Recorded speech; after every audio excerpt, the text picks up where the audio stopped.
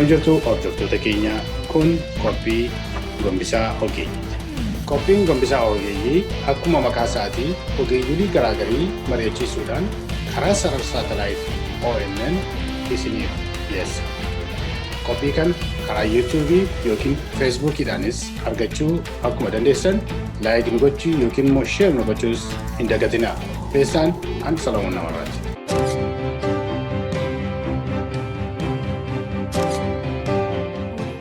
Kun Qophii Gombisaa Ogeeyyiiti. Ani immoo Solomoon Namarraati. Bakka jiraatanii karaa saatalaayit ONN warreen hordofaa jirtan bakka nagaan jiraatan isin jedha. Har'a obboleessa koo Dr.Henook Gabbisaa wajjin jirra. Innis haala Oromoo keessaatii keessumaa waa'ee Amnesty International isaan gabaase suni maal akka inni fakkaatu fi achumaan immoo mootummaan naannoo Oromiyaa ibsa isaan warra hiriira nagaa irratti baasan irratti yaada wal jijjiiruudhaaf jirra. Nu wajjin turaa isiniin jenna. Egaa hin jalqabna Dooktar. Baga nagaan dhufteen jedha. Baga nagaan nu hedde Solomoon. Tolega. Baay'ee galatoomi isin jira. Hunduma dura yerootti sagantaa keenya irratti argamtee yaada keenya hiruudhaa fi uummata keenyas illee baay'ee si jaallata. Mee gara Amnesty International irraa jalqabna isa dura. Amnesty International gabaase sana keessatti gara nama 139 warra qimaanti iddoo garaagaraatti immoo 39 akka ajjeefamanii 60 akka hidhaatti guuramanii kan inni gabaase. Waa'een kana ilaalchisee isa inni gabaase kan caalaayyuu immoo mootummaan Itoophiyaa wanti gabaasi kun gabaasa gar tokko qabateedha. Waan riyaalitii jiru lafa kaa'e miti kan jedhanii falmii kaasantu jiru. Karaa biraatiin adda bilisummaa Oromoo fi Qabsaa'oon keessaa Jaal Daawud Ibsaa fi Profeesar Mararaan VOA irratti darbe ganan irratti Amnesty International jalqabbiin isaa kun waan gaariidha. Garuu immoo wanta Oromiyaa keessatti ta'u keessaatii ruubiin isaa hin gabaafamne kan jedhan fakkaatu. Mee akkamitti ilaaltameeti waan kana? Amnesty International dhuguma waan Oromoo keessatti ta'e gabaaseera walii galatti. Kanaan duras miidiyaa adda addaa irratti eegada dubbachaa turre.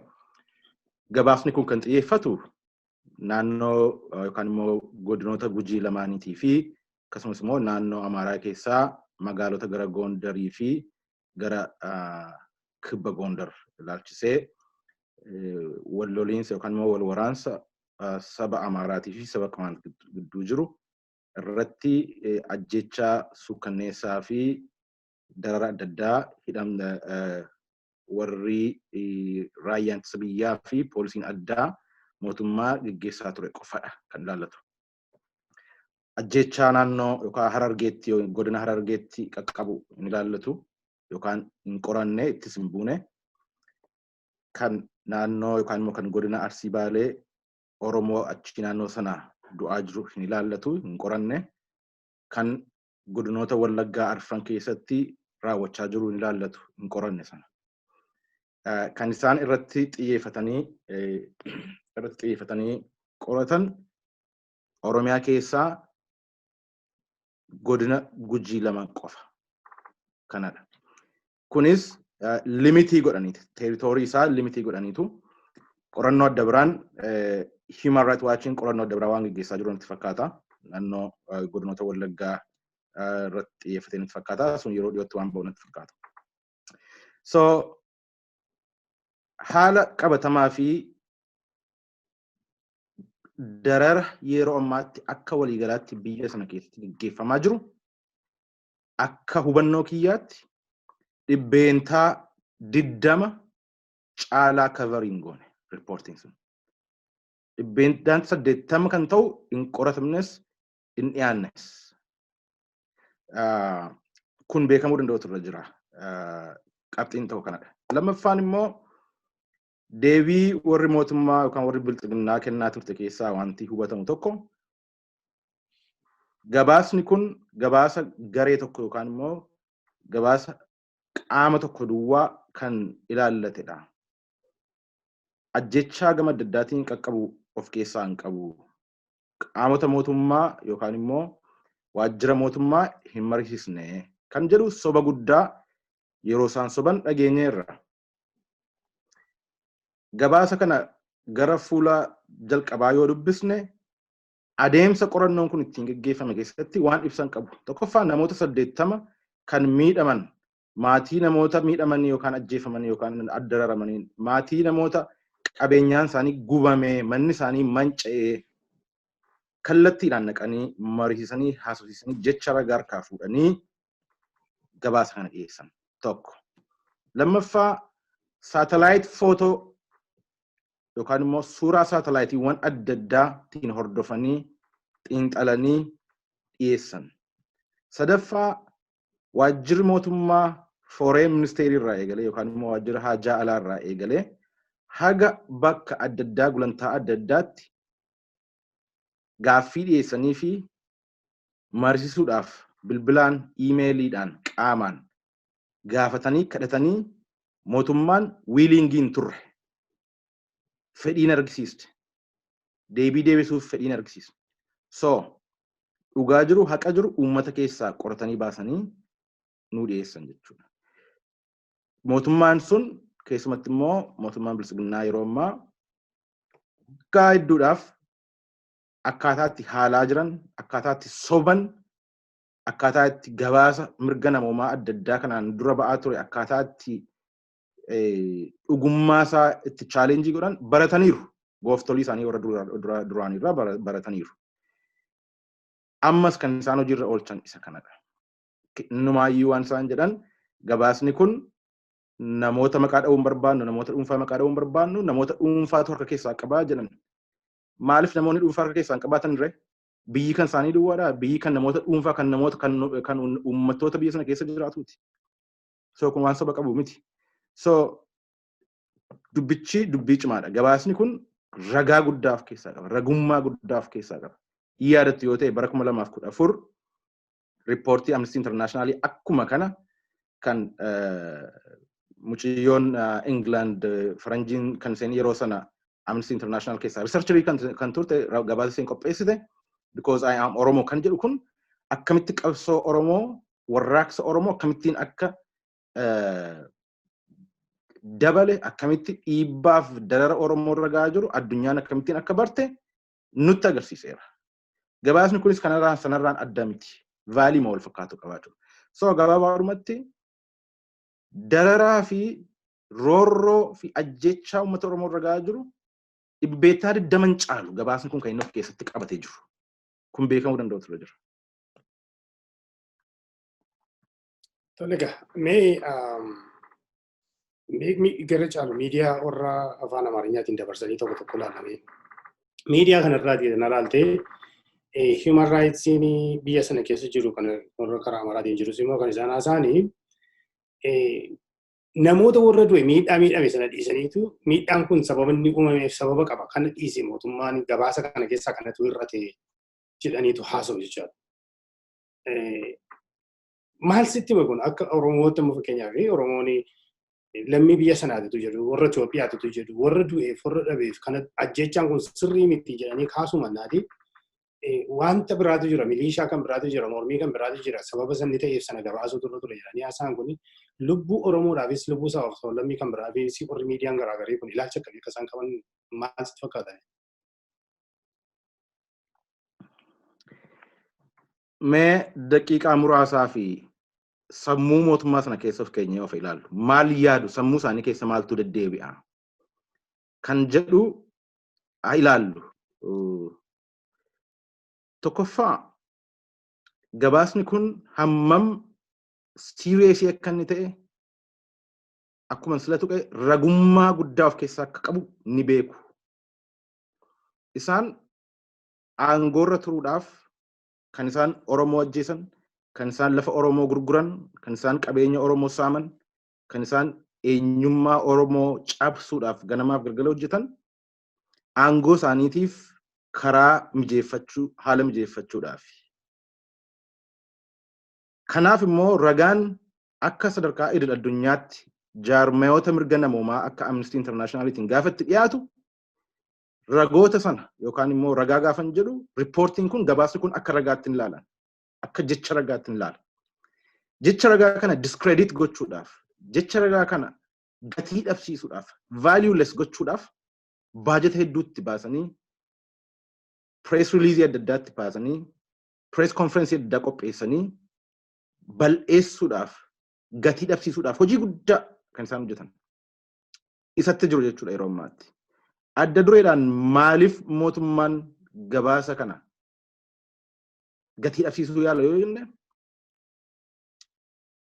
aangoo isaanii cimsachuudhaaf ajjeechaa Oromoo isaan itti jiran kun gaaffii kee Oromoo namnoonni gaafachuu danda'an du'uu qabu akka mootummaan kun jedhutti. Kanaaf waan aangoo isaan tursiisu kamiin iyyuu ni godhu. Gabaasa kana gatii dhabsiisuu mitiitii ganaa nama ajjeesuu iyyuu ganaatti fufu. Waan isaan amma kaasan ajjeechaa mootummaadhaan ta'e qofatu hin taane qaamni hidhate garbaanis ajjeechaa geggeesseera gaafa jedhan ana duwwaa miti kan ajjeese gaafa jedhan kun saalfiidha mootummaadhaaf. Biyya sana kan bulchu aangoo mootummaa yookaan immoo governmental power kan harkaa qabu mootummaa kana. Biyya sana keessatti waan ta'u limmoon tokko yoo hatamte kaasee hamma lubbuun namaa darbutti itti gaafatamummaa kan qabu mootummaadha. Kan kanaan achi biyya bulchuu hin dandeenye yoo ta'e aangoo mootummaa hin qabnu jedhanii amanu yoo ta'e aangoo deebisanii uummatatti kennuudha. Jaarmaa siyaasaa hedduu jira kan biyya bulchuu danda'u. So gambiraatiin nu harka keessaa hin qabnu jechaa biyya kana keessatti immoo nutu mootummaadha jechuun hin danda'amu. Wanti hubatamuu qabu. So gabaasa kanaa mootummaan haala danda'ameen karaa beekuun gatii dhabsiisuu, vaaliyuu dhabsiisuu, atornii jeneraaliin yookaan immoo abbaa alangaa waliigalaa federaalaa qorannoo mataa keenyaa geggeessinaa jedhan. Adaanech Abbebeetii fi Geediyoon Ximootiyoos mootummaan federaalaa qorannoo mataa keenyaa geggeessinaa. Qorannoo mirga namoomaa har'a geggeessuun har'atti dhaga'ame. Amnesty Internationalin gaafa gaaffii gaafatu maaliif itti hin hirmaatin? Maaliif deebii Amnesty Internationalin deebisiniif? So gabaasa isaan fidanii dhufan gabaasa mootummaa kana bareechu, gabaasa alaqoota isaanii miidhagsu, harka isaanii dhiiga Oromoo harkaa qaban miiccanii qulqulleessanii dhiyeessuudhaaf kan isaan deemaa jiran. Gabaasa waan barbaadan dhiyeessan iyyuu malee du'aaf ajjechaan Oromoo irra jiru, roorroon Oromoo irra jiru, dhiiga Oromoo isaan harka irraa baatan yoo nu irraanfanne seenaan isaan irraanfatu. So kun implicationii mataa isaatii qaba. Lubbuu Oromootiin taphachaa jiru, lubbuu Oromootiin qalladaa jiru. Kan immoo Oromoon ofirratti hin dhiisu yeroodhaa yerootti, guyyaadhaa guyyaatti haala barbaachisaa ta'een uummata mobilaayizii gochaa uummanni kun Oromoo kana booda yeroo kaan nafxanyaadhaan, yeroo kaan wayyaaneedhaan, bara kaan immoo nafxanyaadhaan amma deebi'ee du'uun waan seera qabeessa miti kun. Safuu Oromoos waan cabsudha. Oromoon bara hamma biraatti du'uu hin qabu. Bara hamma biraatti du'uu hin qabu. At some point uummanni kun sabni Oromoo riskii fudhachuu danda'utu irra jira. Riskii barbaachisaa fudhatee yookaan laandinnaa lama carrashaa kan jedhan bilisa of baasu yookaan immoo garbummaa kana fudhannee itti fufu. So sadarkaa sanarra waan ga'aa jiru nutti fakkaataa deemee yaada. Galatoomii Dr.Henook. Mee namoonni tokko namoonni Oromoo ta'anii yookiin kan biraanis kan hawaasanii Oromoon Amnesty International wanti inni qopheesse kuni ragaa guddaadha.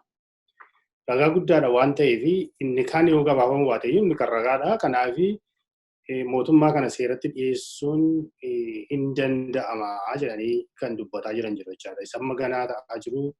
Ammallee kan ajjeechaan garaagarii jira jedhanii karaa Feesbuukiitiin karaa garaagariitiin gabaasisaa namoota hundumaa akka qabaatee jira. Akkam karaa ija seeraatiin maal ilaaltan kan itti gaafatamu Dr. Abiyyi irraa kaaseetu amma godaatti moo Dr. Abiyyi qulqulluu ta'eetu warra godaa qabamoo moo seeraan immoo eessatti kan inni gaafatamuu danda'amu? Itti gaafatamummaa lamatu jira.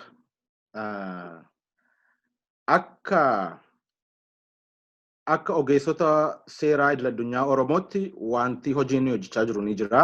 Guyyaadha yeroodha gara yerootti gara fuulduraatti wanti wal beeksisaa deemu ni jira.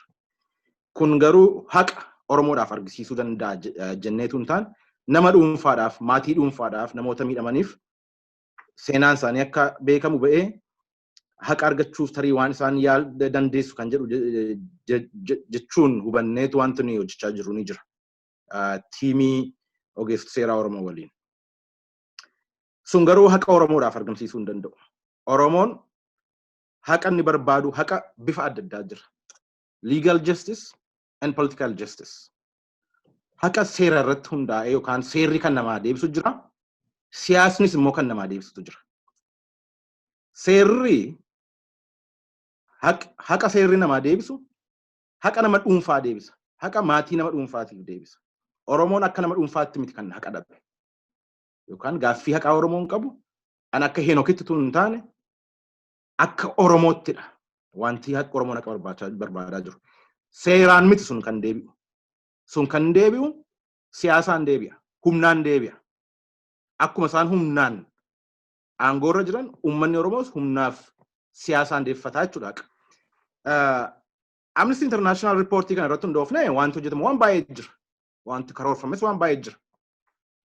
Sun garuu adeemsa haqa siyaasaa yookaan immoo political justice argachuu keessatti redeem gochuu keessatti akka itti dabalataatti akka supportive justice itti gargaaran malee seera irratti hundoofnee wanti nuyi hojjennu Oromoo guutummaadhaaf haqa fiduudhaaf miti hin danda'amu. Legal justice it's private justice. Political justice it's public justice. Oromoon kan dhabe public justice dhabe. Kun beekamuu danda'u ture jira. Ergan kana jedhee ragaan Amnesty International kan irratti hundoofnee maal gochuu danda'ama? Akkuma filatu kee legal justice gama adda addaatiin hojjetamu ni jira. Eenyutu itti gaafatamuu danda'a? Kan jedhuuf jurisdiction ilaaluun barbaachisaadha. Jurisdiction jechuun eessatti himatta? Eenyuun himatta? Qabiyyee kana deebisuudhaaf yakki kan raawwachaa jiru Oromiyaa keessatti, Itoophiyaa keessatti. Silaa akka seeraatti kan ture ta'uun kan irra ture manni murtii jechuun manni murtii is supposed to be a custody of human rights. Bakka namni itti mirgisaa kabajamuuf ture. Mana murtii kan mirga namaaf kabaju hin qabnu. Mana murtii musnaa yookaan gubboo nyaatu. Mana murtii abbaa dhimmaarraa hoolaa bichisiifatee foon nyaatu. Mana murtii kaabineerraa lafa Oromoo saamu qabna malee mana murtii haqa nama dhuunfaatiif kennu mirga namaa kabachiisuu hin qabnu unfortunately. Godaa duwwaa yeroo kaanatu hin taane gubbaadha ma'azaa shannaafi irraa kaasee jechuudha.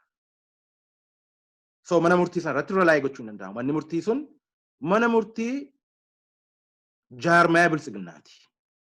Mana murtii jaarmaya biltsiginnaa seeraan alaaf heeraan ala aangoo qabateef kan harka walitti rukutudha.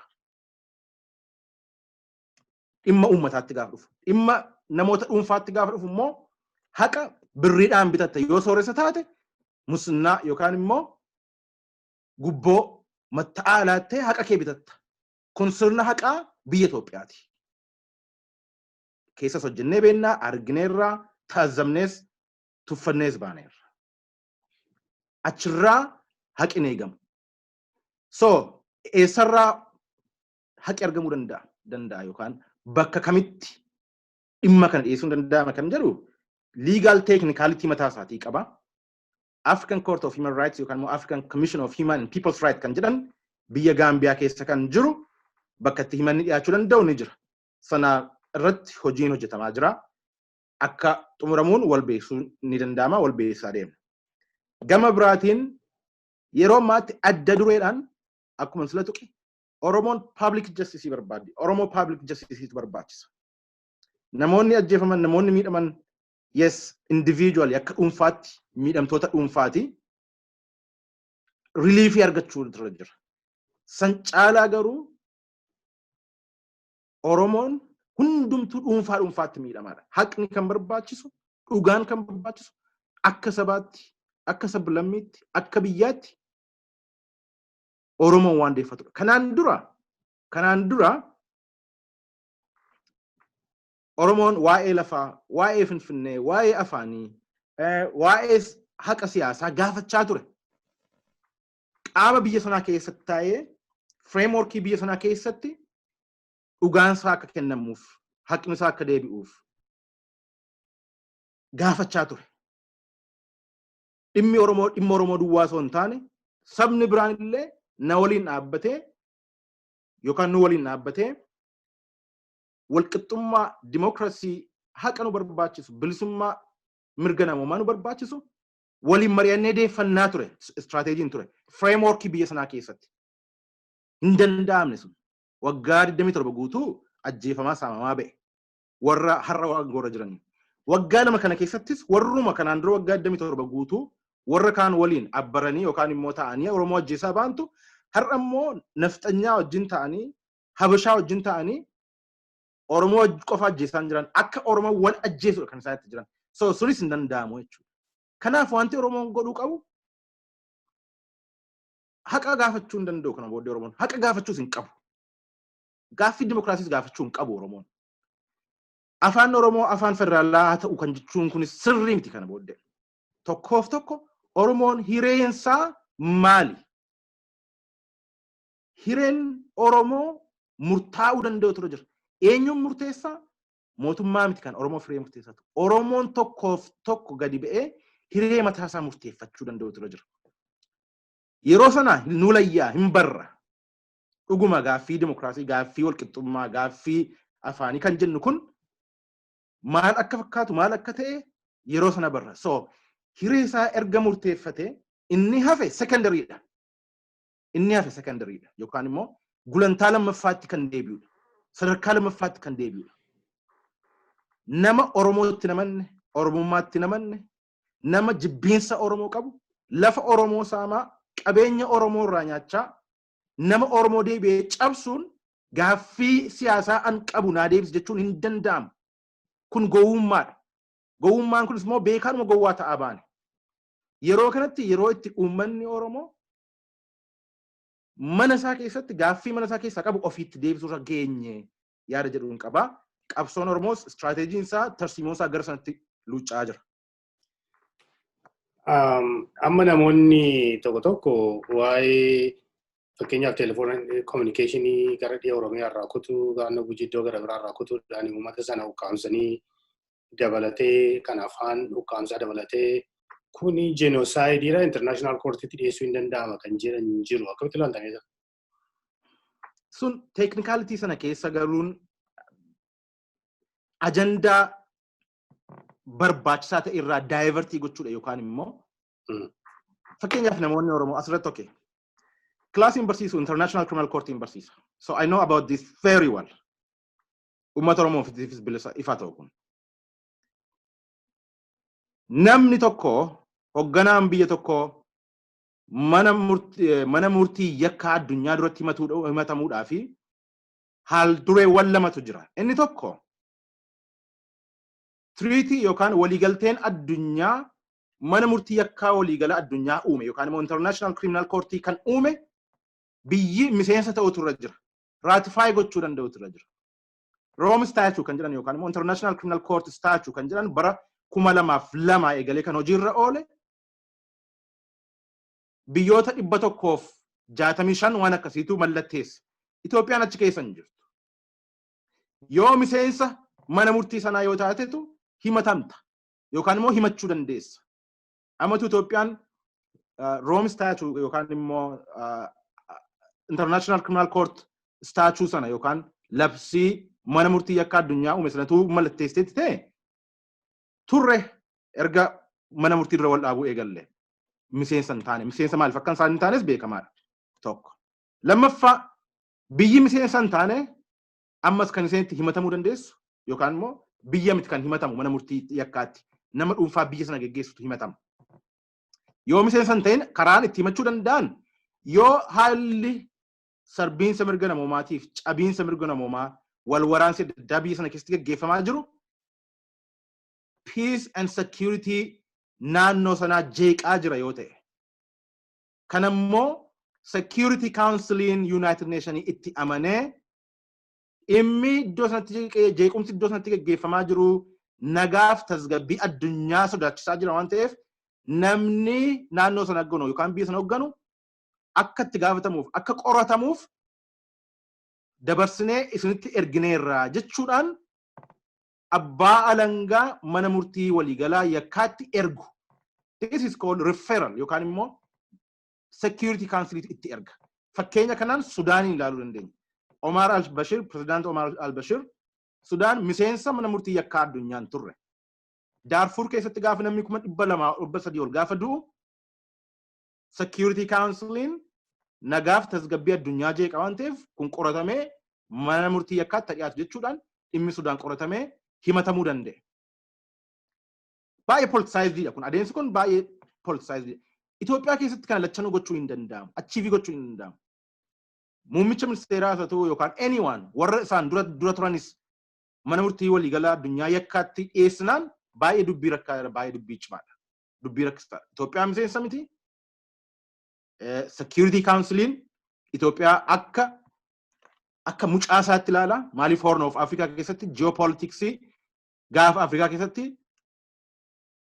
roolii Itoophiyaan taphattu roolii laayyoo miti. Somaaliyaa waliin, Eertiraa waliin, Jibuutii waliin force Horn of Africa irra jiru keessatti Itoophiyaan roolii guddaa qabdi. So protected ta'anii jiru. Sirriitti eegamu jechuudha. Kun baay'ee rakkisaadha gama sanaan. Avenue gara biraan garuu jira. Yookaan immoo haalli approach itti goonu gara biraan kan qorannoon irratti gaggeessaa jiru ni jira.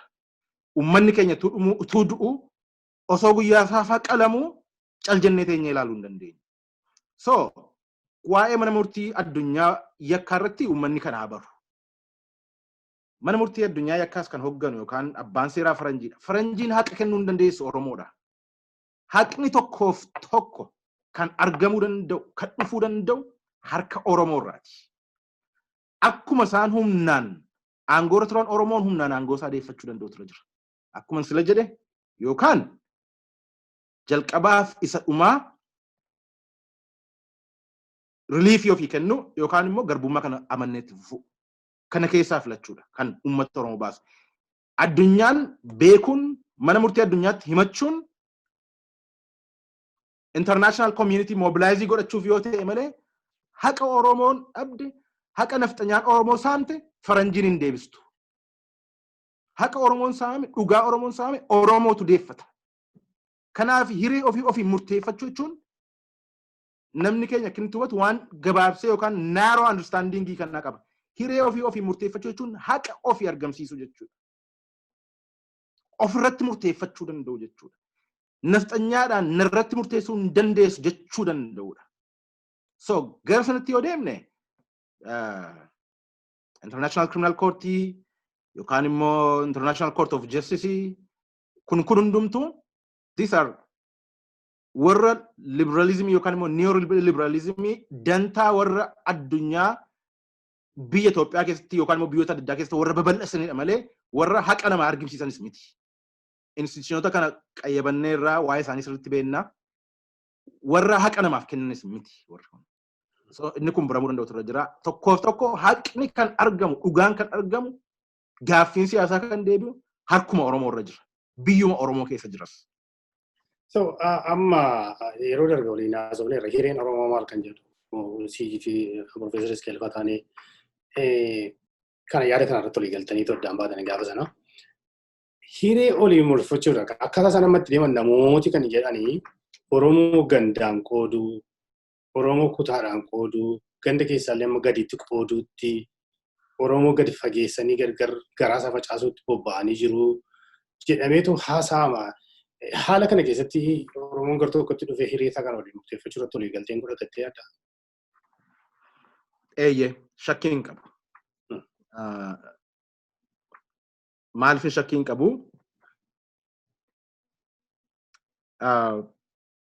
Oromoon filannoon ni qabu political cost benefit analysis yookaan immoo waan argachuu danda'uuf waan dhabuu danda'u wal bira qabee wal bira madaalee yoo laalu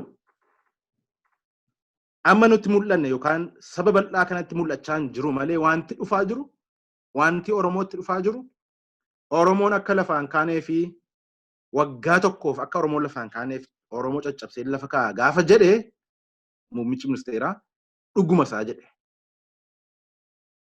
Kanas immoo jechaa jira. Waggaa 100 jechuudha. Waggaa 100 oliif Oromoon akka inni hin kaaneef hin godha kan inni jedhe dhuguma jedhe. Gochaa jiras raawwachaa jiras. So Oromoon akka sabaatti yeroo ammaatti waltaanee siyaasaan adda adda ba'uu dandeenya. Ilaalcha adda addaa qabaachuu dandeenya. Ganda adda addaa keessatti dhalannee guddachuu dandeenya. Amantii adda addaa qabaachuu dandeenya. Haa ta'uutii garuu Oromoon bakka tokkoo har'a yookaan Oromoon kutaa tokkoo har'a yoo jaallatame bor deebi'ee rukutama. Oromoon naannoo tokko yookaan godina tokko jibbame jechuun Oromoo hundumaatu akka jibbametti ilaaluun nurra jira. Inni har'a na jibbe bor Oromoo isa garbiraa jibbuuf deema. Isa garbiraa miidhuuf ajjeesuuf deema. Yookaan waliin bilisoomna yookaan immoo waliin garboofna. There is no way tarsiimoon siyaasaa har'a muummichi ministeeraa yookaan bilisiginnaan hojiirra oolchaa jirtu akkaataan itti Oromoo bakka adda addaatti kutanii kililii adda addaatti kukkutanii yookaan immoo naannoo adda addaatti kukkutanii Oromummaanis sanumaan ciccitaa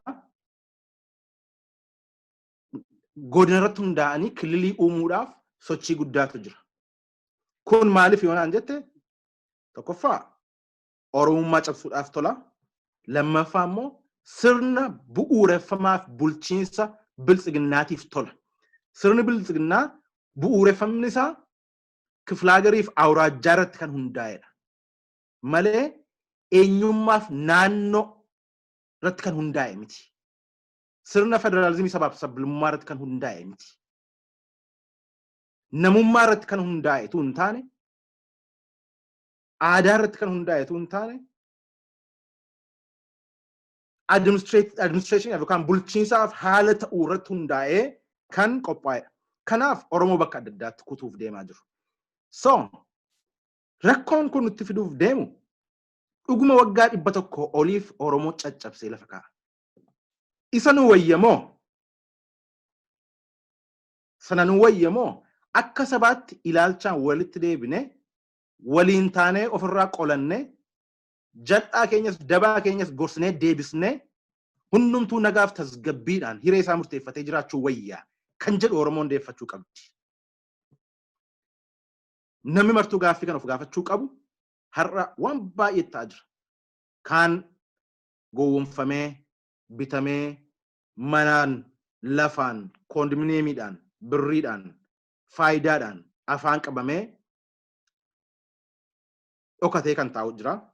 Kan immoo haqa kan dhoksu yookaan dhugaa kan haalu jira. Ergaan nuyi qabnu warra isaaniif gaariidha. Faayidaa isaa fudhatan. Kan nama biraa miti warri lafa fudhatanis warri mana fudhatanis kanuma Oromooti. Haa ta'u faayidaa isaa fudhatan. Wanti ta'uu qabu har'a inni faayidaa jaraaf kenne bordeebee isaaniin cabsa. Bordeebee isaanumaan miidha. So hireen isaanii faayidaa sanarra hin jiru. Oromummaa isaanii irra jira. So hiree gara fuulduraatti hiree haqa qabeessaa fi dhuga qabeessa qabaachuu barbaadu yoo ta'e uummata Oromoo wajjin dhaabachuu qabu.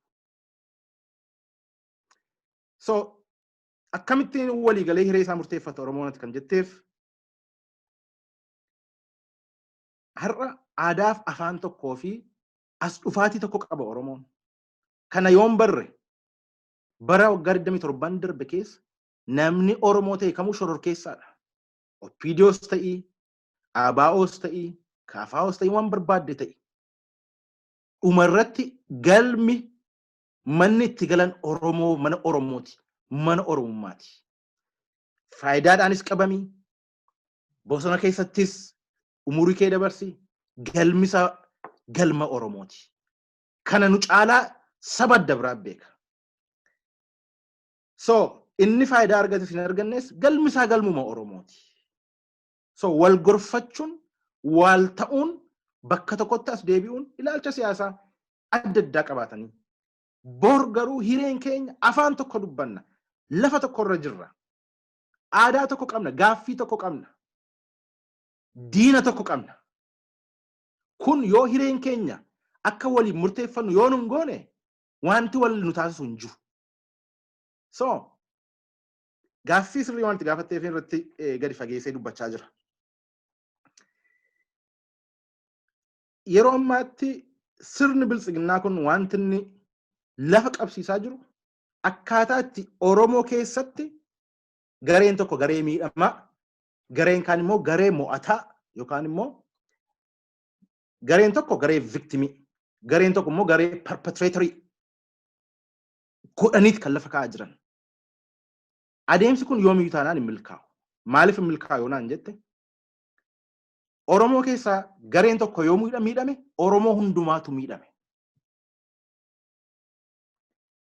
Namoota muraasa sirna kana waliin ta'anii sirna kana gargaaranii sirna kana bakka qabsiisanii Oromoo saamsisuudhaaf sirna kana kan haala mijeessaa jiran isaanis Oromootu akka keenyaati. Hiree wal faana qabna isaanii wajjinis. Hiree tokko qabna isaan waliinis. Gantuu ta'anii waan barbaadan ta'anii Oromoodha. Oromoodha. Hagaarraatti akkaataan itti Oromoon cabde keessaa tokko walakkaa gantuu walakkaa immoo sabboonaa godhamuudhaan. Dabaaf jal'aa keenya gorsinee ofitti dabaluu danda'u nurra jira. Kana yoo ta'e qambarri yookaan immoo yookii garbummaa Oromoo irra jiru waliin kaasuu dandeenya. Warri har'a sirna kana waliin ta'anii Oromoo cabsiisuuf deemanii bor bakka itti galan hin qaban. Manni isaanii manuma keenya mana Oromooti. Warri waggaa 27 darbe duraanii Oromoo ajjeesaa ba'an biyya qabu, mana qabu, bakka itti galan qabu. Aggaaroon garuu gara Maqalee miti, aggaaroon Oromiyaa keessa. Kun beekamuu danda'utu irra jira. Isa kanaaf uummanni har'a bakka adda addaatti walti bu'iinsa, wal ajjeesuu, konfliktii wanti biraan haafu.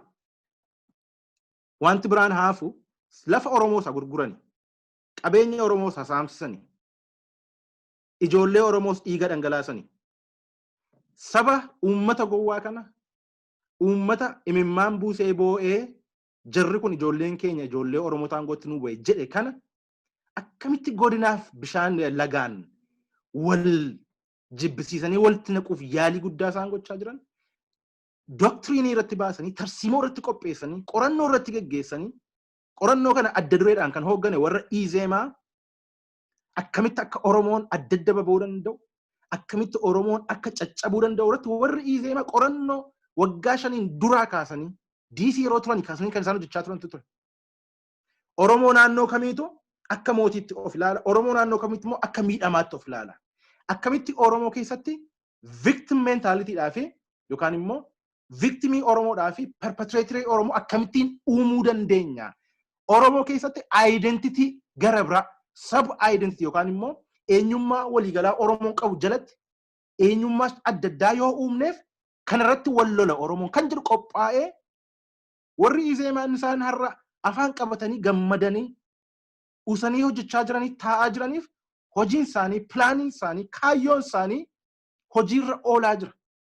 Qoratanii road mappii kan andargaachoo sigee jiru dhuguma road mappiin qophaa'e karaa itti Oromoo eenyummaa adda addaatti kennan. Wanti biraan haafu qabeenya Oromoo saasamanii akkamittiin obboloota isaanii dhiiga wal dhangalaasisu. Kun seenaa keessattis kan irraanfatamu miti. Yeroo dheeraa fudhachuu danda'a, yeroo gabaabaa fudhachuu danda'a ta'a. Garuu haqni takkaa mo'amee hin beeku. Yeroon ammaa immoo wanti adda isa godhu kanaan duras miidiyaa kanatti gaafa si wajjin dhiyaatu wanti dubbadhu jira. Kun adda yeroon kun. Waldhaalumni fi dadhabinni warri aangoo irra jiran kan isaan hubachuu dadhaban tokko dur bara wayyaanee Oromoof kan falmu yookaan mana hidhaa jira yookaan biyya ollaa jira. Amma Oromoof kan falmu yookaan mana hidhaa jira yookaan Oromiyaa keessa jira. Oromoof kan lolu yookaan mana hidhaa keessa jira yookaan Oromiyaa keessa jira. Kana hubanne yookaan hubachuun barbaadan kun adda yeroon kun. So yeroo dheeraas waan fudhatu miti. Beekumsas yoo ta'e dandeettis yoo ta'e gargaarsa warra Habashaaf warra nafxanyaatiin kan isaan aangoo irratti of qabanii turan. Inni kun jala muramee beekamuu danda'u ture jira. So gabaabaadhumatti gaaffeet kaasteef sittin dheeressa ta'a malee hiree ofii Oromoo murteeffachuudhaaf dirqama isaati. Jaadhatee kadhateetu hin taane hiree keenya wal nu qabsiise. Fuuldura keenyatu egeree keenyatu tokko. Warra har'a Oromoo gurgurataniis haa ta'u Oromoo ta'anii, warra Oromoo gananiis haa ta'u Oromoo ta'anii, warra faayidaadhaan Oromoo ganis haa ta'u isaan iyyuu hireen isaanii tokkoon waliin. Isa kana immoo realize gochaa deema Oromoon jedhee ni yaada. So yaadi kee gaaffii tokko sammuu keessa fide garuu warri amma mootummaa kanaa wajjin hojjetan warri amma bifa garaagariitiin faayidaadhaaf isa ta'u warra Profeesar Asaffaanii Oromoo collaborators jedhanii yaadanis haa ta'u. Akkaataa itti warri izamaa kun Oromoo kana cabsuudhaa fi Oromoo warra PP keessa jiran kana yuuzii gochaa jiran waan hubatan sitti fakkaata yeroo yaaddu. Gaaficha irra naa deebi'i. Kan hin jedhu namoonni warri amma fakkeenyaaf faayidaa garaagariin isa ta'u mootummaa kanaa wajjin hojjetan jecha. Gowwoomanis haa ta'u beekaas haa ta'u utuu hin beekinis. Warrumti immoo duruma Profeesar Asaffaan yeroo baay'ee Oromoo collaborators jedhanii riisarchii lafa kaa'an jiru. Jarreen kun yeroo jarra kanaa wajjin hojjetanii Oromoo akka kanatti isaan yeroo isaan tooftaatti baasanii qopheessanii gargar caccabsuuf jedhan kana warri Habashaa warri Sidaa warri Izamaa kun itti qopheessan kana waan hubatan sitti fakkaata jarrichi hojjetamu. Kan hubatan jiru kan hin hubanne jiru. Warri hubatanii Oromoo irratti duulchisan jiru. Warri abbaa garaa ta'uu danda'an mirga isaaniiti sunis. Oromoon gantuu hin qabdu yookaan abbaa garaa hin qabdu jechuu miti. Qabdi. Kan keenya isaanis. Qabsoon Oromoo qabsoo hoolistikii ta'utu irra jira. Warri osoo hin beekin dhuguma saba keenya gargaarra jijjiirama dhufe. Bu'aa wayii tokko buusnaa. Cal jennee taa'uu mannaa. Way buusna warri jedhan itti seenan immoo jiru. Karaatti ba'an kan dhaban itti seenanii karaatti ba'an kan dhaban jiru.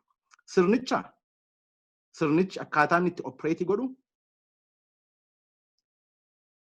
al tokko gaafa keessa seentu keessaa ba'uun hin danda'amu. Sirnichi nama ofitti fudhataa duubatti nama deebisuu hin danda'u. Akkamiin achi keessatti nama qabee ture yoo jette tokkoffaa the first thing compromise taata. Dubbachuu hin dandeessu. Dhugaa dubbachuu hin dandeessu. Mootummaa waliin wal dhabuu hin dandeessu. Sirna sana tumsuu danda'u sirra jira. That's the only way you exist. Namni sirna kana keessa seene dudduubatti deebi'uu hin danda'u fuulduratti malee. Karaanti keessaa ba'an hin jiru. Daffaranii kutannoodhaan keessaa ba'uun hin danda'amu. Garuu waan baay'ee dhabu. Dantaa dhabu. Lubbuu dhabuu danda'u tura jira. Waan baay'ee dhabuu danda'u tura jira. Akkamatti ijaarame. Sirnichatu akkasumatti ijaarame. Warra akkasii bakka jiran ta'ani. Garuu ummata bal'aa saba bal'aa ummata Oromoo kana waliin dhiigan dhangalaasnaa. Ummata kana waliin ficcisiisnaa. Yoo Oromoodhaaf hojjechuu dadhaban, yoo gaaffii Oromoo deebisuu dadhaban, yoo Oromoo tuffatan illee waliin ficcisiisnaa ummata kana. Warri keessa jiranis ergaan jiru jechuudha. Warri garaa isaaniitiif hojjetanii itti afuufan. Isaanis ummata isaanii dhiigan dhangalaasin. Warri gowwummaan achi keessa jiranii gaafa irribaa ka'an gaafa wanticha hubatan filannoo mataa isaanii yookaan murtii mataa isaanii murteeffachuu danda'u ture jira. Maaliif adda dureedhaan sabni bal'aan ummanni bal'aan kun du'uu bareera. Dhiiguu bareera. Ala buluu bareera. Hidhamuu bareera. Nan isaatti bareera. Psychologically adoptii gooneera. Dhiibamu. Isa dhufu baachuu danda'u. Manni Oromoo rakkoon dabalataa kan caalaa inuma baata keessa darba. Warri comfortii baran, warri zanaa jechuu baran hin danda'an waan ta'eef. Kun immoo isaaniin gaagaa. Sirni kun gaafa cabu jalqaba isaaniin gaagaa. Yookaan yeroo nagaadhaan yeroo ga'aantu jiru they have to pick and be on the side of the right side of history. Kun murtoo dhuunfaati. Namoota adda addaa beekna. Namoota achi keessa dhuguma Oromoo fo'ee goona jedhanii kan jiran. Kun gaaffii hin qabu. Namoota hedduu sabboontota Oromoo hedduutu achi keessa jira. Walakkaan compromise ta'uu danda'u. Walakkaan erga keessa seenanii akka itti ba'an hin qabanii. So akkasittiin qabatee jira jechuudha sirni kun. At some point unravel gochuu danda'a. Unravel jechuun kiyya wal hiikkachaa deema. Wal hiikkachaa deema. Gar sanatti deemaa jirra. Sirni sun wal xaxee kan jiru tokko tokkoon wal keessaa baba'aa deema. Wal keessaa baba'aa deema. At that moment, Oromoon akka sabaatti leadership agarsiisuu qaba. Hiree ofiisaa ofii murteeffachuu ni nuyi jennee amma lallabnu kun tarsiimoodhaan ilaalcha siyaasaa olaanaadhaan hoogganamuu danda'utu irra jira. So, local collaborators kan Asaffaa jaallataa jedhu, yes, seenaa Oromoo keessatti, seenaa biyya sanaa keessatti Oromoon kan cabe, Oromoon kan bitame, kallattiidhaan lammiin adda biraa yookaan nafxanyaan Oromoo kallattiidhaan dhuftee hin cabsine, kallattiidhaan dhuftee hin binne, numa keessa dabarteeti.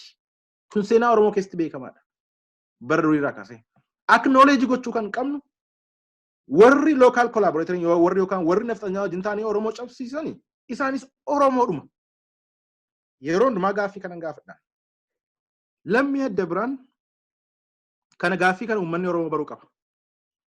Sabni adda biraan Oromootti gargaaramee Oromoo cabsuu yoo danda'e yookaan Oromoo bituu yoo danda'e Oromoon akkamitti ofii isaatiin ofitti gargaaramuu dadhabaa? An kan gaaffii naaf ta'u kan afaan keenya hin beekne, kan aadaa keenya hin beekne, cosmology keenya kan hin beekne, ecology Oromoo kan hin beekne, Oromoo muraasa qabatee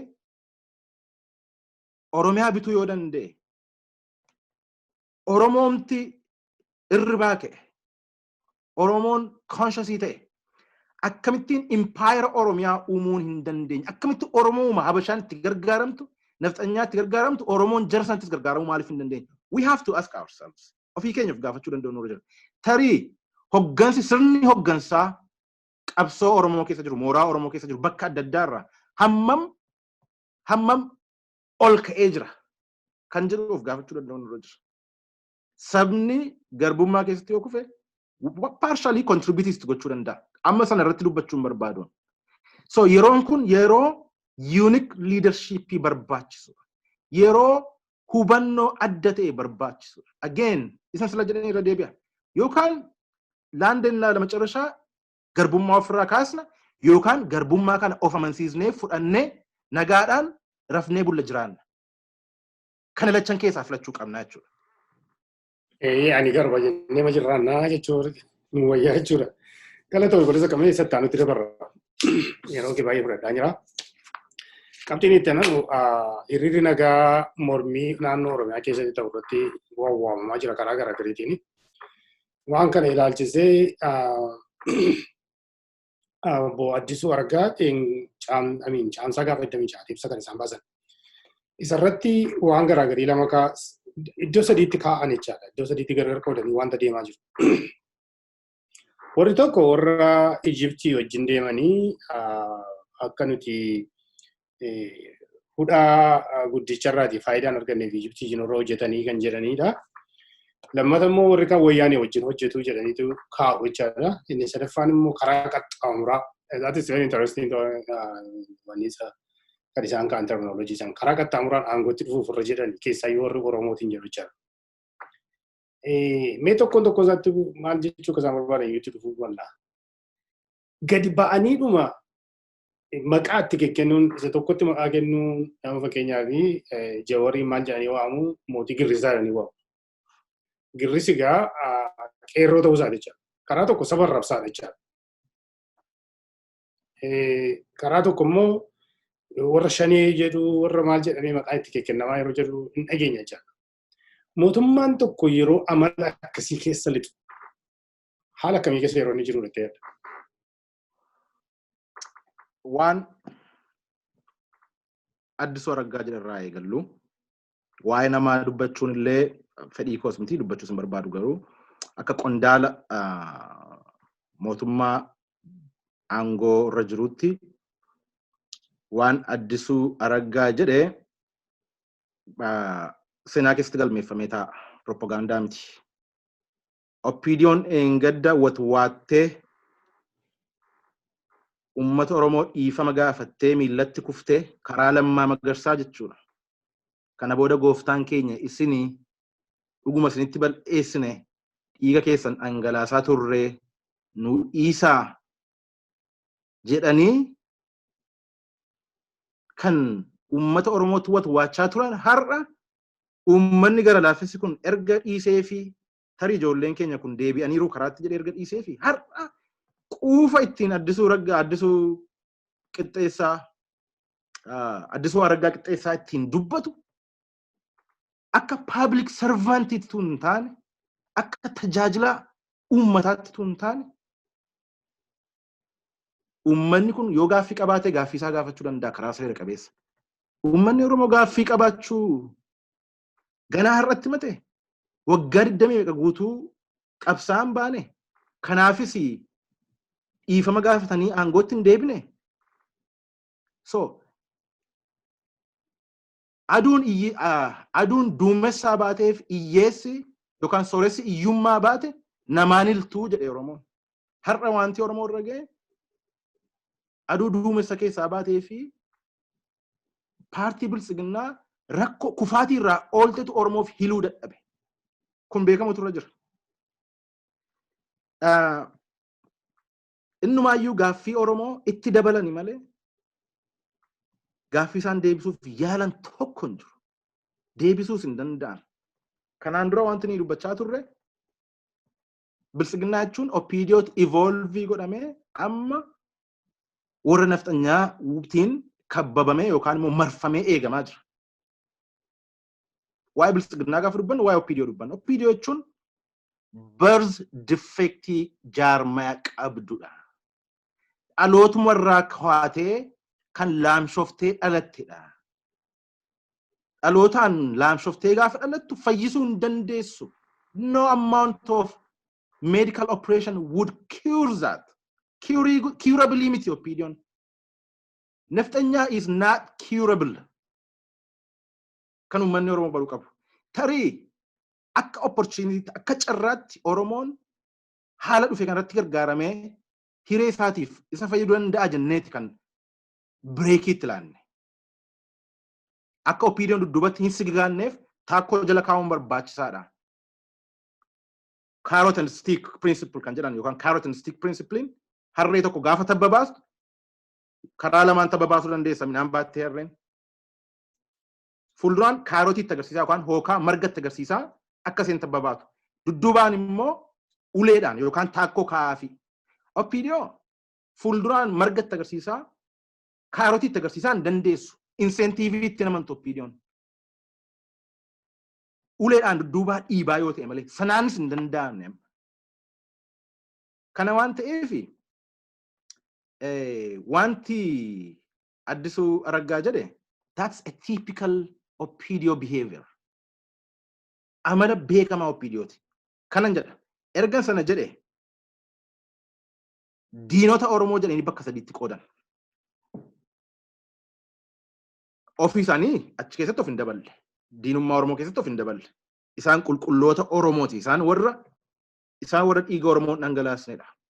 Warra lafa Oromoo hin cabachabnedha isaan. Bannassuu beet. Warra lafa Oromoo, biyya Oromoo, aadaa Oromoo warra hin balleessinedha isaan. So isaan qulqulluudha jechuudha. Addisuu isaan qulqulluudha. Warra Oromoodhaaf dubbatu garuu warra Oromoodhaaf qabsaa'u karaa beekuunis karaa hin beekneenis.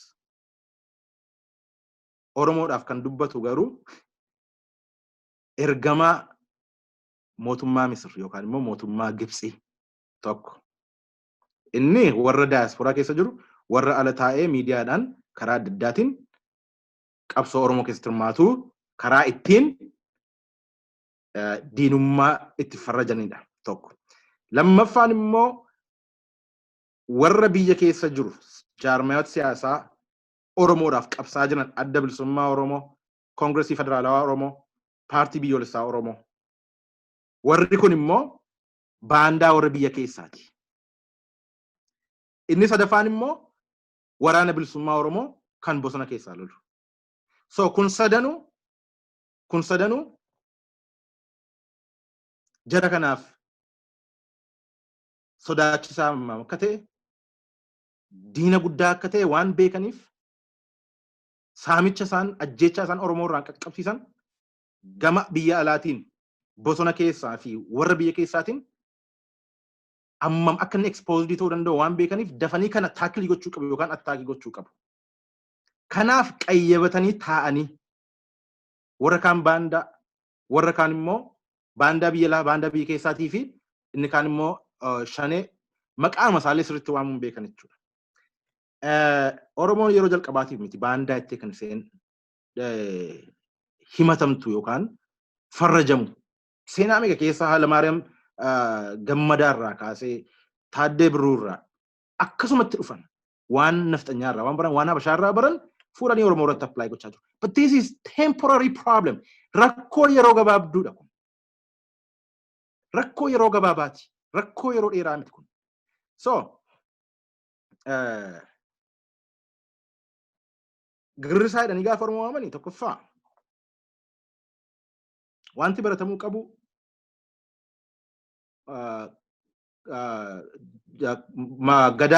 Gadaafiin gaafa biyya Xaaliyaanii bulchaa biyya Liibiyaa gaafa bulchaa ture bara 2011 kufuuf yeroo jedhu ilmi Gadaafii Seef al-Islaam gadi ba'ee wanta inni dubbate go kill these rats jedhe uummata warra gaaffii mirgaa gaafate gaaffii dimokiraasii gaafate hantuutota kana dhaqaa ajjeesaa jedhe. Gaafa saba tokko gaafa xinneessuu barbaaddu uummata tokko xinneessuu gaafa barbaaddu attaakii gochuu gaafa barbaaddu namummaa irraa kaasta. Namummaa irraa kaasuu jechuun humanity irraa mulqita. Namni tokko gaafa kan nama ta'u rationality gaafa yoo qabaatu thinking capacity yeroo qabaatudha. Sana irraa mulqitee sub-humanii goota namaa gadi goota. Kanneen yeroo ammaa gaaffii Oromoo gaafatan yookaan Oromoof kan dubbatan ijoollee dargaggeessa taatu qeerroo taatu maal taatu Gabbisaa jechuun akka hawwaannisaatti ilaalama. Hawwaannisa yookaan immoo akka human character hin qabu Gabbisaan. Sub-human character akkasittiin saba xinneessu akkasittiin saba tuffatu akkasittiin saba kana bal'eessuuf yaalu. Maqaatti kennanii namaa gadi godhanii namummaa irraa mulqanii sanaan immoo bal'eessu jechuudha. So adeemsichi kana it's very ideological. Biyyoota adda addaatti bara 1940 kaasee dararaaf ajjeechaan adda addaa gochisuu kanneesaan adda addaa gaafa qaqqabu the first thing kan godhamu namummaa irraa kaasta. Rwaandaa keessatti genocide Rwaandaa yoo ilaalle namni 800 ol waggaa ji'a tokko keessatti gaafa dhumu hoggantoonni yookaan qondaaltonni magaalaa Kigalii Shaan Akayeessu kan jedhamu tokko meerii Kigalii kan ture ifatti ba'ee reediyoodhaan ifattis ba'ee kaampeenii irratti dubbatu keessatti warra lolan warra ajjeesuuf deeman warra tutsi namummaa isaanii irraa mulqan. Cockroach faa jedhanii wal waaman akka insectiitti yookaan immoo waan munyuuqaa lafaa irrattitu gadi of xinneessan. Jarri kunis beektuun beekaminis kan isaan riffeerii gochaa jiran Oromoo irraa namummaa sana kaasaniitu gara insectiitti gadi buusu. Gabbisaa jechuun kana jechuudha waan biraa miti. Hawwaannisa jechuudha. Kun genocide watch keessatti language yookaan terminologiin qaqayyabataman ni jiru. Stage adda addaa qaba genocidein yookaan immoo sukkannee duguuggiin sanyii. Stepii adda addaa sadarkaa adda addaa qaba. Maqaatti qabsiistaa, maqaa sanaan waamtaa, publicize goota, publishii goota, maqaa sana hin beeksistaa, achii booda immoo gara implementation execution itti deemta. Sanadhatti kan deemamaa jiru. Har'a dhiigii Oromoo dhangala'u, ajjeechaaf dararaan Oromoo irra ga'u. It's not a simple human rights violation. This is not human rights violation. This is a war crime. Yakka lolaati kun yakka lola keessatti yakka raawwatamudha. It's a war crime situation kan uumamaa jiru malee cabinsi sarbiinsi mirga namoomaa on a daily basis biyya dimokiraatikii ta'e keessatti biyya Ameerikaa keessatti biyya Awurooppaa keessatti mirgi namaa on a daily basis caba. Human rights violation in remedy isaa haqni isaa mana murtiitiin salphaatti deebi'uu danda'a. Oromoon mirga isaa miti kan sarbamaa jiru amma Oromummaatu irraa mulqamaa jira. Kun beekamuu danda'u ture jira. Kan ammoo kan gochaa jiru bilisiginnaadha. Tole egaa waa'ee mormii isaa haasaa jirraa mee saba tokko kan mormiif kaasu. Saba tokko mootummaa irratti kan kaasu. Namumtu waameef ka'amoo sabi tokko kan inni hiriira nagaa soda waan fedheef qabu mormiif wanti kaasu maali? Amma isaan akka isaan ka'aa jiranitti warra karaa qaxxaamuraan aangootti bahuu barbaadan takka godhaa kana godhaa sana godhanii waan garaagariitu dubbatama jira. Garuu dhuguma sanatu saba tokko kaasa karaa qaxxaamuraatti nama tokko fakkeenyaaf Dr.Henook aangootti baasuu ammoo Oromoon calladhee yaa Oromoo dhaggeeffadha. Warra aangootti bahuu barbaadu. Eeyyee Oromoon aangootti bahuu barbaada. Gaaffii maalii qaba kun? Isaan aangoorra jiran miti. Aangootti ol bahuun yakka. Heera cabsanii maqaa jaarmaa siyaasaa isaanii qayyaranii jijjiiranii EPRDF irraa bilisiginnaatti overnight jijjiiranii maaliyaa qayyaratanii jaakeettii qayyaratanii ID qayyaratanii har'a paarlaamaa keessa taa'u. Mootummaan addaawii filannoo sobaa yoo ta'u malee authoritarian election yoo ta'u malee filannoon gaggeeffamee filannoodhaan paarlaamaa keessa turan. Inni ammaa garuu achuma keessatti overnight paartii sana bal'eessanii caccabsanii haala isaaniif ta'uuf haala nafxanyaadhaaf ta'uun paartii erga ijaarratanii osoo hin filatamin filannoo dheersaa jiru amma filannoo postponii gochaa jiru. Filannoo malee biyya bulchuuf deemaa jiru. Isaan iyyuu aangoorra karaa seera qabeessa hin taaneen karaa heeraan hin eeyyamamneen aangoorra jiraachaa jiru. Oromoon kan qabsaa jiruu fi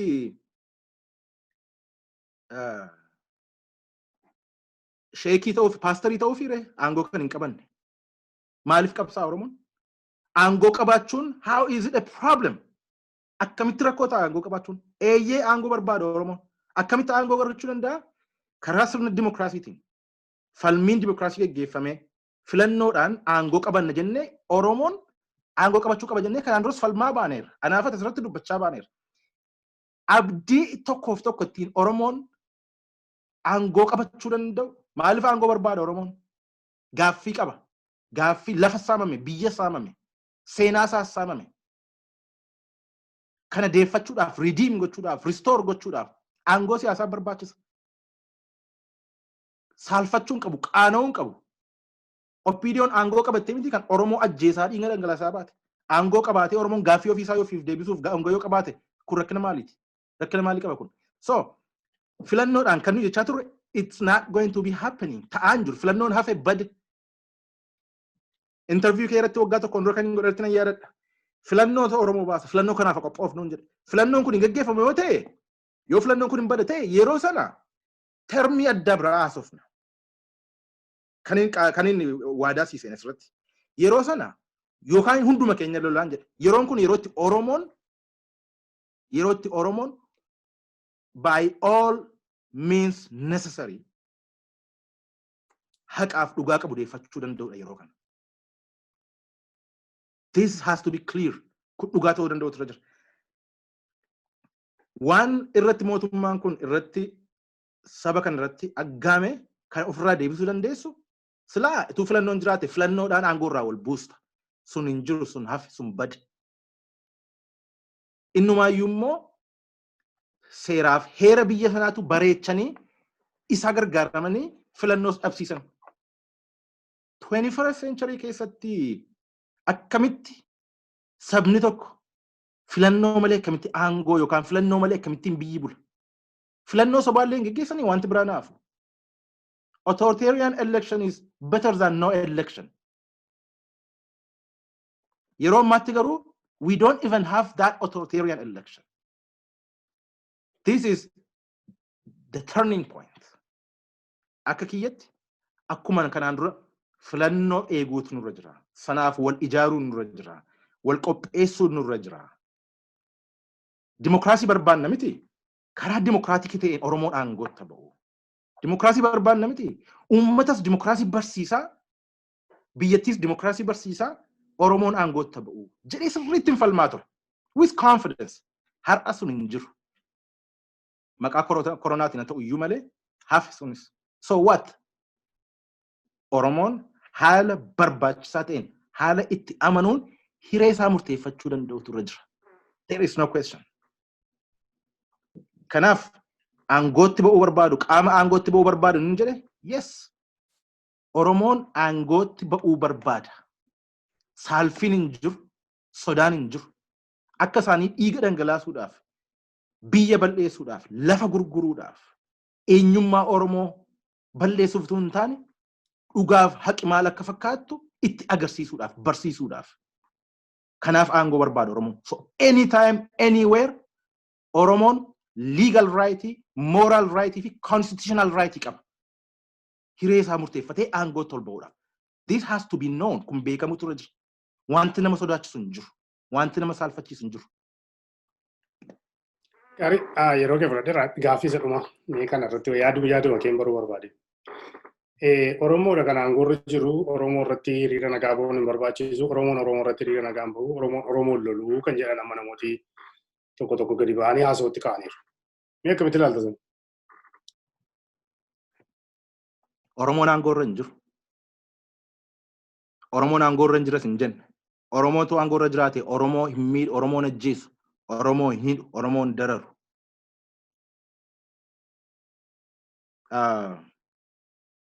Asirratti Oromoon eenyudha yookaan Oromummaa difaayinii gochaa hin jiru.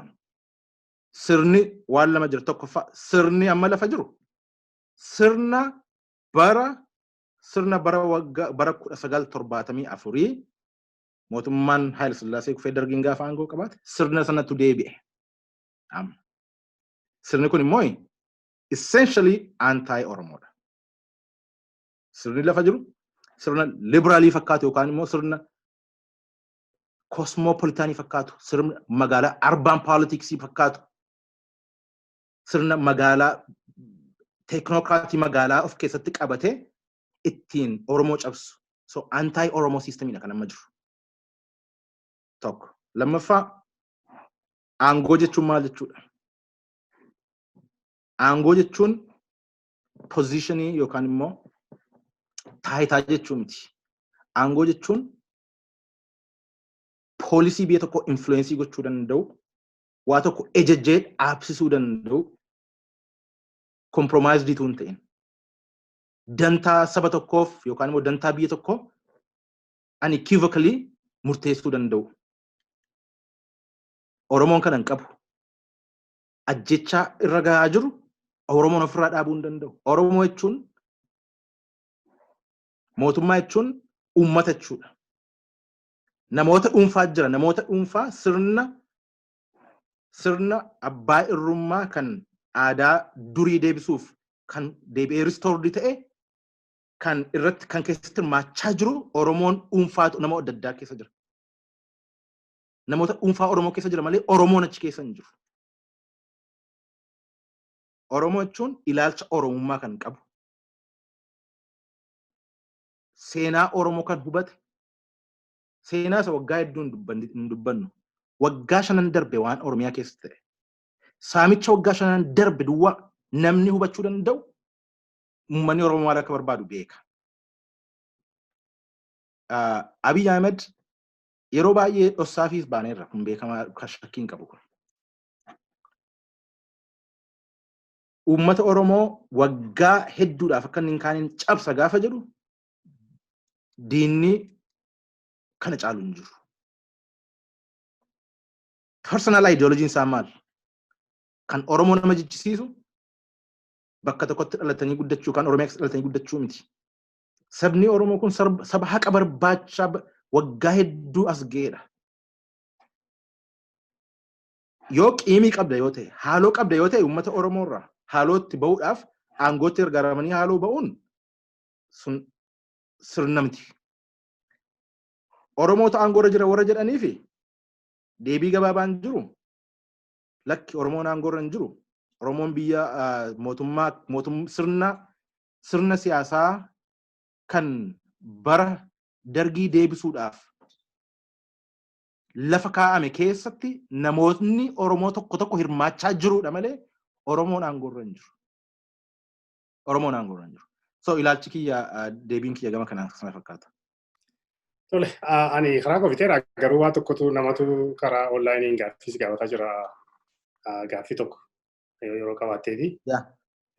Maaliif daayirektii darbaa jira waan ta'eef namoonni paartisipeet godhaa jiru. Mee garbi gadhiisnee sagalee isaa basa. Okay, Jamal, itu fu. Okay. Aye. Maqaan kiyya Jamal Nanjani. Gaaffiin kan koo Dr.Henook Gabbisaa. Kan dura mootummaan abbii yookaan mootummaan biltiginnaa tuni uummata Oromoo afaan isii, aadaa isii waan cufa keenya dhabamsiisuuf barbaadan. Waan kana ta'eef jecha filmaanni huni akkan taane argaa jirra. Waan kana ta'eef jecha filmaanni uummata Oromoo jechuun ke choisiin wanni godhuu qabu. Qabsoon inni godhuu qabu qabsoo akkani. Akkuma ammaa kanatti deemnee hanga mootummaan tun jabaattu namoo hayyoonni keenyaas callisanii tuma beektee akka aktivistii ta'anii feesbuuk gubbaa kana gubbaa dubbachuun qabsoo Oromootiif bu'aa ni qaba. Haala amma deemu kanatti wanni takka godhamuu qabaa jeetii yaada. Kanaaf jecha uummanni Oromoo humnaa'uu qaba. Yoo humna taate malee wanni kuni jijjiiramuu hin danda'amu. Kanaaf jecha akkamitti uummanni Oromoo humnaa'uu qaba? Akkamitti humneessuu danda'ama? Jechuun ko hayyoonni keenya waan kanarratti irratti hojjechuu qaban. Yoo kanarratti irratti hojjanne akkamitti bikka silaa barbaannu san bikka uummanni Oromoo barbaadu san geenya. Amma afanfaajii guddaatu jira. Afanfaajii kana keessaa baasuuf dirqamaa isinirra jira. Keessattuu hayyoota keenya. Kanaaf jecha uummanni Oromoo karaa tokkotti luucawee qabsoosaa akka bakkaan gaheetu. Qabsoon Oromoo uummata biraa miidhuufi miti. Garuu mirga fi abbaa biyyummaa isaanii kabachiisuuf. Kanaaf waan kana mee akkamiin ilaalta Dr.Henook? Galatoom. Baay'ee galatoomii obbo Eewoo jedhan maqaa isaanii. Jamal. Obbo Jamal. Okay. Obbo Jamal nu dhagaa yoo jiraatte gaaffii baay'ee bareedaa gaafatte. Tokko kallattiin qabsoo Oromoo astaayee kan dubbachaa jiru akka ogeessa seeraa tokkotti dubbachaa jira. Kallattiin qabsoo Oromoo kana booda kan ta'uu qabu akkuma sila tuqaa ture waa'ee mirga dimokiraasii, mirga afaan ofii afaan federaalaa gochuu, waa'ee aadaa, waa'ee walqixxummaa miti. Sanarra darbineerra. Oromoo sana kadhatee jaarsatti baasee dadhabe hin dandeenye. Biyya sana keessatti gaaffii Oromoo deebisuudhaaf mariidhaan warra kaan waliin mariidhaan taa'ee gaaffiin Oromoo akka deebi'uuf yaalii guddaa godheera. Oromoo hin dandeenye. Sagaleen Oromoo at national level hin barbaadamu. Sun qabatamaadhaan beekamaadha. So maalre gaaffiin Oromoo kana wada waa'ee gaaffii Finfinnee miti, waa'ee afaanii miti. Hireen Oromoo biyya sana keessatti maali? Heera naannoo Oromiyaa keessatti, heera naannoo federaalaa keewwata 39 jalatti, heera jechuun waliigaltee biyya sana keessatti uummanni itti waliigalee lafa kaa'ate sabaaf sablammiin unconditional right to self-determination up to secession jedhee lafa kaa'e heerri. Kun jecha kiyya miti. የሀገሪቷ ህገ መንግስት ነው ይሄንን ያስቀምጠው። የራሱን እድል በራሱ የመወሰን እስከነ መገንጠል ጀዴ kan heerri lafa kaa'e heera biyya sanaati. Heerri biyya sanaachuun sanada walii galteettiin biyyi sun hogganamtu akkasumas immoo sanada seeraati. Kun Oromoon it's time more than ever before kan itti Oromoon mirga hiree ofii murteeffachuu kun in the Oromo context what does this mean? Hayyootarraa kan eegamu hiree Oromoo ofiin murteeffachuu jechuun Oromoon hiree ofii ofiin murteeffachuu jechuun maal jechuudha? Elementii maalii of keessaa qaba? Termiif condition isaa maal kan jedhu hayyootarraa eegama. Qorannoodhaan dhiyeessuun. Akka sabaatti garuu akka sabaatti Oromoo gaafan jedhu Oromoo duwwaa miti. Sabni gara biraanis ofii isaanii murteeffachuu danda'u. Dhagaa obbo Jamaal na dhagaa jirta yoo ta'e. Bara 1995 gaafa heerri kun ba'u. Chaartara keessaa adda bilisummaa Oromoo dhiitamee haa ba'u iyyuu malee sirna waggaa 17 ture lola wal waraansa waggaa hedduudhaaf deemaa ture bara Haayile Sillaasee irraa kaasee. Ofirraa fonqolchuudhaaf sabaaf sablammoonni kana booda hiree keenya nutu murteeffataa kan jedhu walii galame. Kun waliigaltee biyyichaa keessa social contractii biyyichaati. Har'a sirni siyaasaa aangootti ol ba'e yookaan political systemiin aangoo qabatee jiru karaa bilisiginnaa heera kana actively and directly violate gochaa jira. Sirni bilisiginnaa dambiin ittiin bulmaataa bilisiginnaa haalli ilaalcha bilisiginnaa fakkeenyaaf biyyoota addaa keessatti jaarmaa siyaasaa yoo dhaabde jaarmaa siyaasaa heeraan sappoortii ta'e yookaan immoo heera violate hin goone. Jaarmi siyaasaa aangoo qabatee jiru garuu heera biyya sanaa violate gochaa jira. So yeroo itti mootummaan jaarmaa siyaasaa jechuun kan aangoo qabatee jiru mootummaa jechuudha. Yeroo itti mootummaan guyyaadhaa guyyaatti heera sana waliigaltee uummanni lafa kaate kana violate gochaa deemu uummanni remedii maalii qaba? Remediin uummataa hiree isaa murteeffachuun yeroo sana ka'a. Amma warri bilisiginnaa kan seen jettu borbaatee kan seen jechuu dandeessu uummanni Oromoo hiree isaa murteeffateera already. Hiree ofii murteeffachuun kun bara 1994-95 yeroo itti mootummaa dargii aangoo irraa buusan yeroo sana murteeffate Oromoon hiree isaa alama murteeffachuu hin danda'u jetti. Hajjennu assume goonu yes 1991-92 keessa hiree isaa murteeffachuu danda'eera Oromoon jennee assume goonu just for argument purpose. Amma sirni achi as dhufe political systemiin achi as dhufe waliigaltee biyyoolessaa which is the constitution kan bal'eessuuf deemaa jirudha. Federal systemii kan bal'eessuuf deemaa jirudha.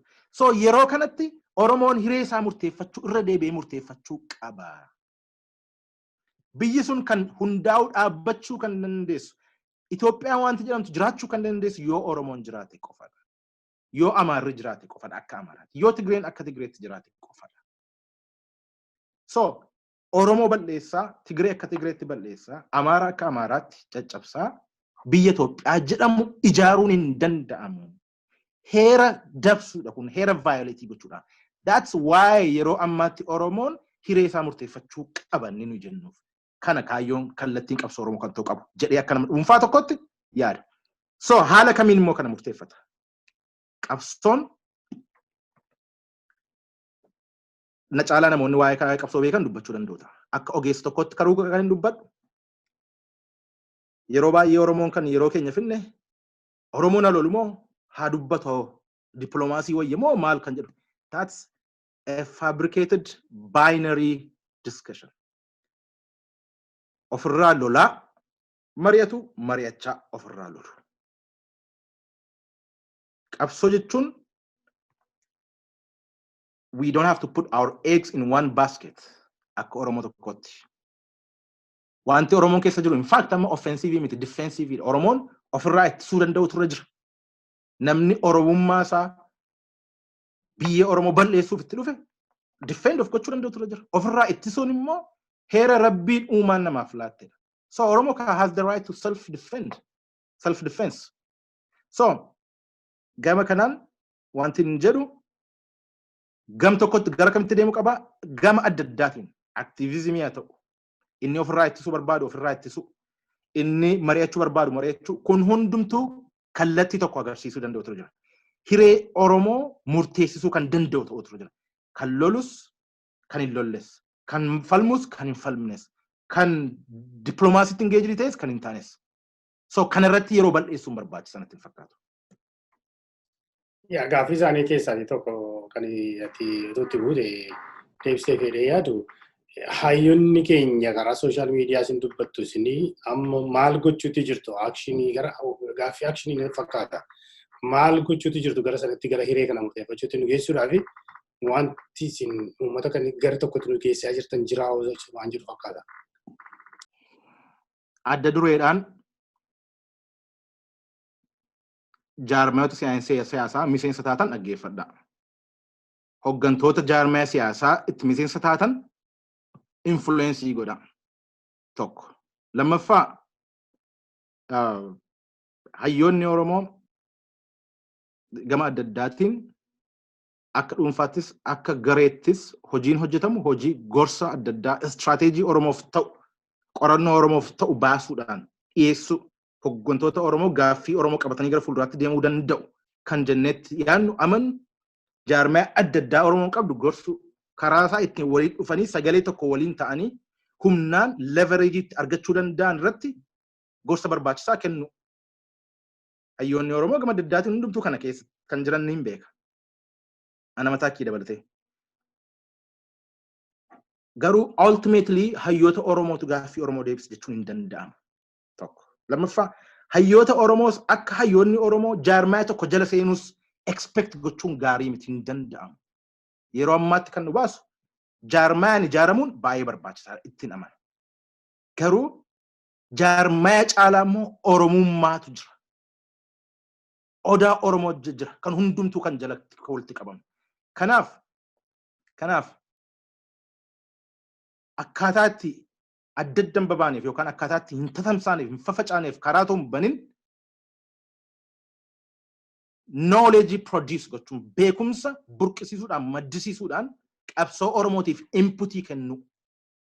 Hayyoonni Oromoo adda dureedhaan kan gochuun nurra jiru kan nuyi gochaa jirrus